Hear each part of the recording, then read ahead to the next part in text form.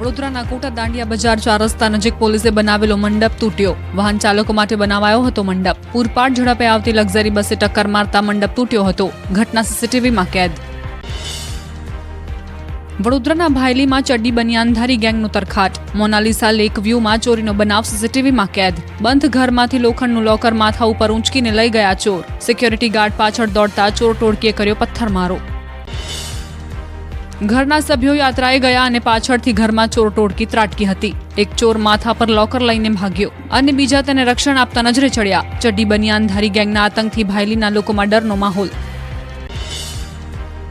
અમદાવાદમાં માધુપુરાના ભારતનગર વિસ્તારમાં છરીના ઘા મારી યુવકની હત્યા. મોડી રાત્રે થયેલી બોલાચાલી અને હત્યાનો વિડીયો વાયરલ. પોલીસ સ્થળ પર પહોંચી તપાસ હાથ ધરી.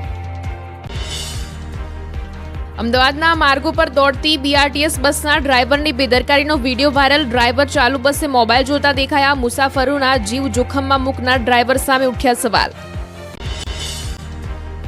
રેમલ વાવાઝોડાના પગલે પશ્ચિમ બંગાળમાં તબાહી. પૂર્વા મેદિનીપુરના તાજાપુરમાં દરિયાકાંઠાના દ્રશ્યો સામે આવ્યા. દરિયામાં ઊંચા મોજા ઉછળ્યા. તંત્ર દ્વારા લોકોને દરિયાકાંઠાના વિસ્તારોમાં ન જવા સૂચના અપાઈ. તંત્રએ દરિયાકાંઠાના વિસ્તારોમાં રહેતા પરિવારોનું સ્થળાંતર કર્યું. રેમલ વાવાઝોડાના પગલે પશ્ચિમ બંગાળના કોલકાતામાં ભારે વરસાદ સાથે તોફાની પવન ફૂંકાયો. અનેક સ્થળો પર વૃક્ષો ધરાશાયી થયા, જેના કારણે રસ્તાઓ બ્લોક થયા. અનેક સ્થળો વીજ પ્રવાહ ખોરવાઈ જતા અંધારપટ છવાયો હતો. પોલીસ, એનડીઆરએફ સહિતની ટીમો બચાવ કાર્યમાં જોડાઈ. વરસાદે ધબધબાટી બોલાવતા લોકોનું ઘરની બહાર નીકળવું મુશ્કેલ બન્યું. કોલકાતાના રસ્તાઓ પર વરસાદી પાણી ફરી વળતા લોકો ત્રાહિમામ પોકારી ઉઠ્યા. વાહન ચાલકો રસ્તા વચ્ચે અટવાતા ટ્રાફિક જામ સર્જાયો. મધ્યપ્રદેશના રતલામમાં ભારે પવન સાથે વરસાદ થતા 2 લોકોના મોત. પતરું વાગતા એક યુવકનું મોત તો બીજા યુવક પર શેડ પડતા મોત નીપજ્યું. વરસાદે ધબધબાટી બોલાવતા નેશનલ હાઈવે પર બોર્ડ ધરાશયી. બોર્ડ અને બેનરો રસ્તા પર પડતા વાહન વ્યવહાર ખોરવાયો. ઠેર ઠેર વૃક્ષો પણ ધરાશયી થયા હોવાના દ્રશ્યો સામે આવ્યા. ધોધમાર વરસાદના કારણે પશુઓના તબેલા પાણીમાં ગરકાવ થયા. લોકોના ઘરોમાં પણ પાણી ભરાઈ જતા ચિંતામાં મુકાયા. અનેક રસ્તાઓ પર પાણી ફરી વળતા લોકોને ભારે મુશ્કેલીનો સામનો કરવાનો વારો આવ્યો.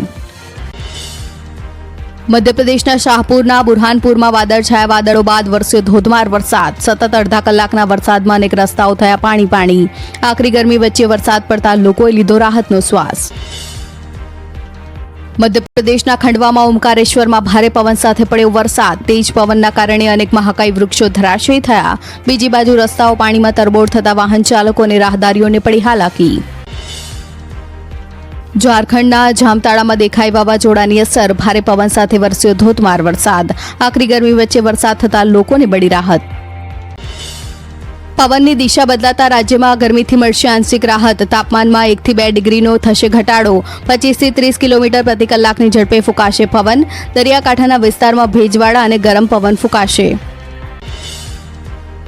અગ્નિકાંડના 3 આરોપીના 14 દિવસના રિમાન્ડ મંજૂર. સ્પેશિયલ પીપી તુષાર ગોકાણીએ કોર્ટમાં કરી હતી રજૂઆત. આરોપી તપાસમાં સહયોગ ન આપતા હોવાની તુષાર ગોકાણીએ કરી હતી દલીલ. રાજકોટ અગ્નિકાંડ મામલે સરકારનો મોટો નિર્ણય. પોલીસ કમિશનર રાજુ ભાર્ગવ અને મ્યુનિસિપલ કમિશનર આનંદ પટેલની બદલી. રાજકોટની 3 આઈપીએસ અધિકારીઓને હટાવાયા. રાજકોટના એડિશનલ કમિશનર ઓફ પોલીસ વિધિ ચૌધરીની પણ બદલી કરાઈ. રાજુ ભાર્ગવ અને વિધિ ચૌધરીને નવું પોસ્ટિંગ આપવામાં આવ્યું નથી. રાજકોટ ડીસીપી ઝોન 2 સુધીર દેસાઈની પણ થઈ બદલી. રાજકોટમાં આગકાંડ બાદ ગેમ ઝોન સંપૂર્ણ રીતે પ્લોટમાં બદલાયો. કાટમાળ હટાવવાની કામગીરી હજુ પણ યથાવત. ગેમ ઝોન ઘટના સ્થળના ડ્રોન વિડીયો સામે આવ્યા. રાજકોટ આગકાંડમાં સ્વજનો ગુમાવનારાઓની ખૂટી ધીરજ. 3 દિવસ બાદ પણ મૃતદેહ ન મળતા આક્રોશ. મૃતકોના પરિવારજનો અને પોલીસ વચ્ચે થઈ બોલાચાલી. રાજકોટ ગેમ ઝોન આગકાંડમાં 7 સરકારી અધિકારી સસ્પેન્ડ કરાયા. 2 પીઆઈ, 2 આસિસ્ટન્ટ એન્જિનિયર અને 2 ડેપ્યુટી એન્જિનિયર સસ્પેન્ડ કરાયા. રાજકોટ મનપાના ફાયર ઓફિસરને પણ કરાયા સસ્પેન્ડ. અગ્નિકાંડ મુદ્દે શક્તિસિંહ ગોહિલે ઉઠાવ્યા સવાલ. કહ્યું, અમૂલ્ય જીવની રક્ષા કરવાનું કામ ચૂંટાયેલી સરકારનું છે. એફઆઈઆરમાં ઉચ્ચ અધિકારીઓનું નામ કેમ નથી તેવા પણ કર્યા સવાલ. મૃતકોના પરિવારને મોટી આર્થિક મદદ કરવા શક્તિસિંહે કરી માંગ. કહ્યું, સરકાર મૃતકોના પરિવારજનોને સારું વળતર આપે. ઉચ્ચ અધિકારીઓ વિરુદ્ધ કડક કાર્યવાહી કરીને દાખલો બેસાડવા પણ કરી રજૂઆત. શક્તિસિંહે રાજ્ય સરકાર પર કર્યા આકરા પ્રહાર. કહ્યું, સરકારે નાના અધિકારીઓને સસ્પેન્ડ કર્યા. મારે પૂછવું છે કે જ્યાં કમિશનર જતા હોય, જ્યાં મેયર જતા હોય, ત્યાં નાના કર્મચારી પગલાં લઈ શકે ખરો? મારી માંગ છે કે સરકાર અધિકારીઓના નામનો ફરિયાદમાં સમાવેશ કરે. રાજકોટમાં સિવિલ હોસ્પિટલમાં યુવતી રડી પડી. પીએમ રૂમ સુધી ન જવા દેવાતા યુવતી રડી પડી. યુવતીનો મિત્ર અક્ષય ઢોલરિયા ગાયબ થતા યુવતીને હાથના બ્રેસલેટ અને રિંગ જોવાની કરી વાત. કેનેડાથી આવેલા આ યુવકની નથી મળી જાણકારી. રાજકોટ આગ કાંડમાં એસઆઈટીની તપાસનો ધમધમાટ શરૂ. હોનારત સ્થળ પર એસઆઈટી અને એફએસએલની ટીમે કરી તપાસ. ટીઆરપી ગેમ ઝોન પરથી કેટલાક સેમ્પલ લેવામાં આવ્યા. રાજકોટમાં ટીઆરપી ગેમ ઝોનના સંચાલક વિરુદ્ધ નોંધાઈ પ્રોહિબિશન અંતર્ગત ફરિયાદ. ઓફિસમાંથી મળી આવ્યા હતા બિયરના ટીન. કોન્સ્ટેબલ પૃથ્વીરાજસિંહે સંચાલક સામે નોંધાવી ફરિયાદ. રાજકોટમાં મનપાની લાલિયાવાડીનો વધુ એક નમૂનો સામે આવ્યો. ન્યૂઝ 18 ગુજરાતીની ટીમ રાજકોટના ફન બ્લાસ્ટમાં પહોંચી હતી, જ્યાં 25 મે 2024ના રોજ ખરીદાયેલા જોવા મળ્યા સાધનો. કેટલાક સાધનો 16 જાન્યુઆરી 2024એ ખરીદાયા હતા. ફન બ્લાસ્ટ ગેમ ઝોનના સંચાલકનો ખુલાસો. વીકેન્ડમાં 400 થી 500 લોકો આવે છે. ટીઆરપીની જેમ જ એન્ટ્રી એક્ઝિટનો એક જ ગેટ હોવાનું ખુલ્યું. છેલ્લા 2 વર્ષમાં એનઓસી વગર પતરાના શેડમાં ચાલતું હતું ગેમિંગ ઝોન ફન બ્લાસ્ટ. ગાંધીનગરના તમામ ગેમિંગ ઝોન બંધ કરવા આદેશો અપાયા. પાટનગરમાં જ પરમિશનના નામે ચાલતી હતી લાલિયાવાડી. 15 ગેમ ઝોનમાં કંઈક ને કંઈક દસ્તાવેજ ન હોવાનું થયો ખુલાસો. નવા આદેશ સુધી બંધ રહેશે તમામ ગેમ ઝોન. રાજકોટમાં આગકાંડની ઘટનાના દિવસે જ ગેમ ઝોનના ડોક્યુમેન્ટ કબજે કરાયા. વર્ષ 2021 લઈને અત્યાર સુધીના દસ્તાવેજો એસઆઈટીએ કબજે કર્યા. ગેમિંગ ઝોનની મંજૂરી આપનાર અધિકારીઓના ઘરે પહોંચી હતી પોલીસ. અમદાવાદમાં કુંભકર્ણની નિંદ્રામાં જાગ્યું તંત્ર. 3 વર્ષથી ચાલતા ગેમ ઝોનને આખરે એએમસીએ કર્યું સીલ.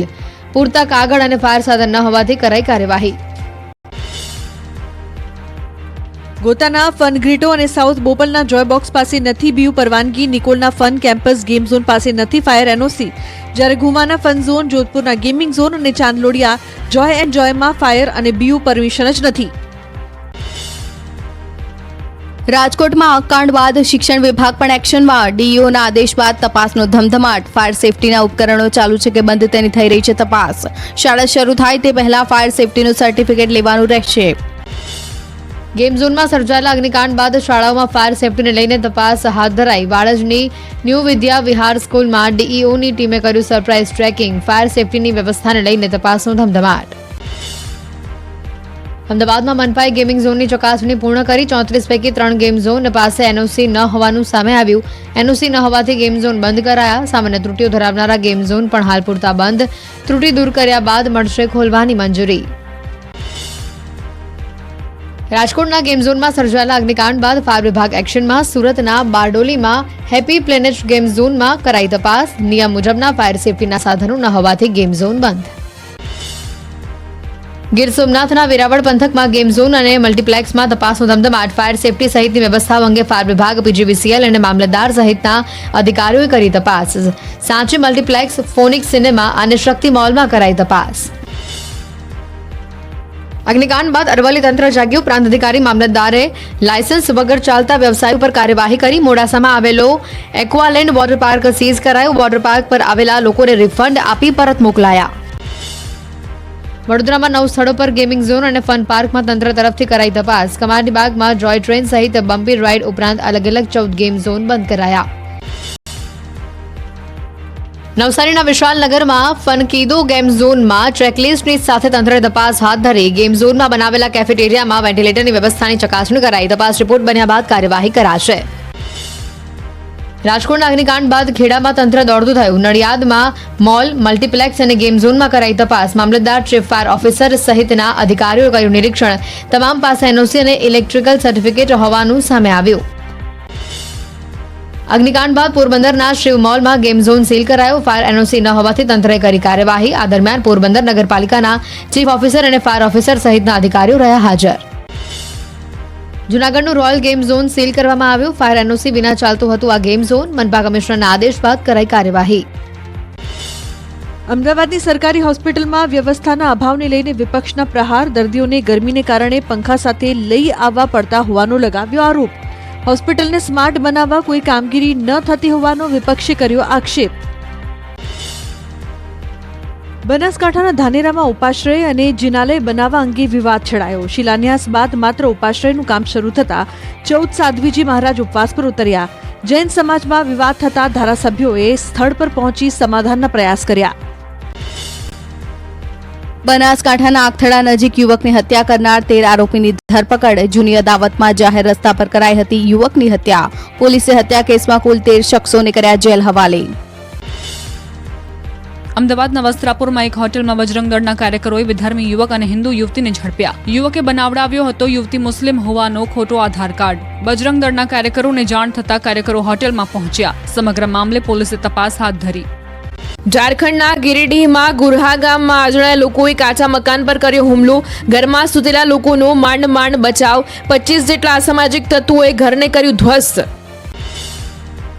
બિહારના બેગુસરાયમાં દબંગોએ પરિવાર સાથે કરી મારપીટ. પંચાયતની ચૂંટણીમાં પરિવારે કેદાર શાહને સમર્થન ન કરતા તેમની સાથે મારપીટ કરી હોવાનો લગાવ્યો આરોપ.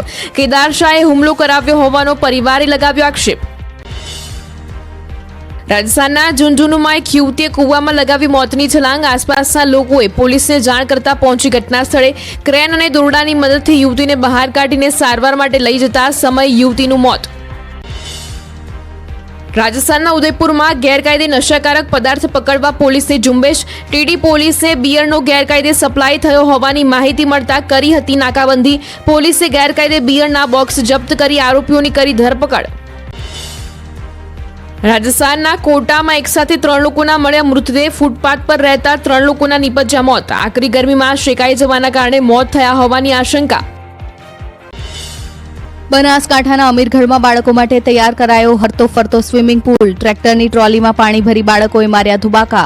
કાળઝાળ ગરમીમાં બાળકોએ અનોખા સ્વિમિંગ પૂલની મજા માણી. આગ ઉગતી ગરમી વચ્ચે ફરજ પર રહેતા ટ્રાફિક પોલીસ માટે ઉચ્ચ અધિકારીઓએ વ્યક્ત કરી ચિંતા. ટ્રાફિક કર્મીઓ માટે ORS, લીંબુ પાણી સહિતની સુવિધાઓ કરાઈ ઉપલબ્ધ. ટ્રાફિક સિગ્નલ પર ગ્રીન નેટ બાંધવામાં આવી. સિગ્નલની મિનિટોમાં પણ ઘટાડો કરાયો. ખેડામાં લિંબાસી પોલીસે સરાહનીય કામગીરી. 42 ડિગ્રી ગરમી વચ્ચે હાઈવે ઉપર કર્યું છાશનું વિતરણ. ટ્રાફિક અવેરનેસ પ્રોગ્રામની સાથે પોલીસે માનવ સેવાની કરી પહેલ. સાથે લોકોને કામ વગર બહાર ન નીકળવા કરી અપીલ.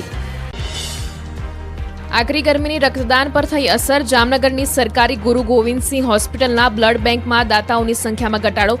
ગત મહિનાની સરખામણી આ વર્ષે મે મહિનામાં માત્ર 60% જેટલું જ બ્લડ બેંકમાં આવ્યું.